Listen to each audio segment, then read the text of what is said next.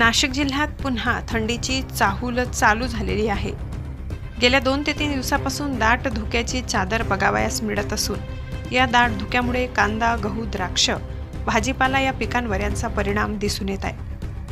मध्यंतरी अवकाळी पाऊस पडला। या पावसामुळे द्राक्ष शेतीचे मोठ्या प्रमाणात नुकसान झाले असता अचानक हवामानात बदल होऊन थंडीत गारवा वाढून सकाळच्या वेळेस संपूर्ण जिल्ह्यासह धुक्याची मोठी चादर पसरलेली दिसत आहे। या धुक्यामुळे कांदा पिकावर बुरशीजन्य रोगांचा प्रादुर्भाव दिसून येत आहे। परिणामी बळीराजाच्या खिशाला झळ पोचणार आहे। द्राक्ष पिकावर दव पडून द्राक्ष पिकं खराब होण्याची शक्यता द्राक्ष उत्पादक शेतकऱ्यांनी व्यक्त केली आहे।